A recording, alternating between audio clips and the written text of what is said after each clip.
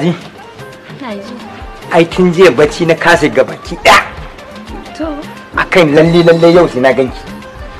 Na ce zan tako da kofar gidanku. Yau zuwa ne kawai mu zauna mu sha shire iya shirin ni da ke.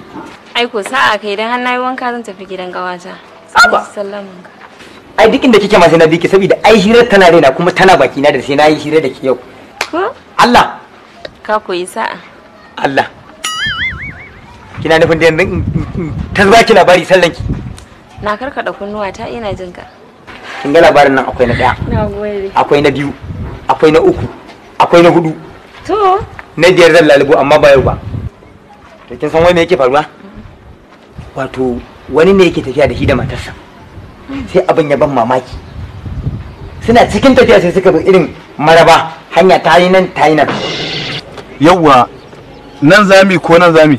A mai nan dai ko? A'a nan da ya kamata mu bi. Ke kamata ki ban direction ko ne kamata in baki direction? Kana nan. Ke kike tukin ko ni nake tukin da zaki ban direction? Amma wannan miji mugu ne. Dan muguwa ma na gaske. Na biyu kuma kawai suna cikin tafiya sai suka je gun mai kibi. Yawwa hajiya ga mai kibi soyawa za a yi ko kuma dafawa za a yi? Kai kake min girki ko kuma ni nake yi? To ba zan shawarce ki ba kuma? To.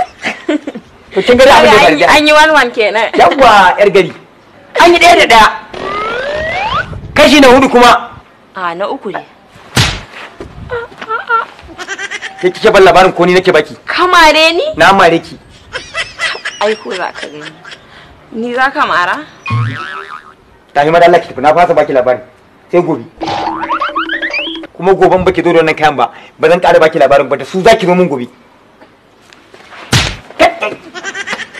An kya zo da su goben kai kake min wankan ko ni nake yin wankan wanda na ga dama da shi zan fito. Kika kwahin da mari? An mare ka ba kai ma kan. Bikin mari taken Najeriya. Wallahi kin mari na Hilal Antam.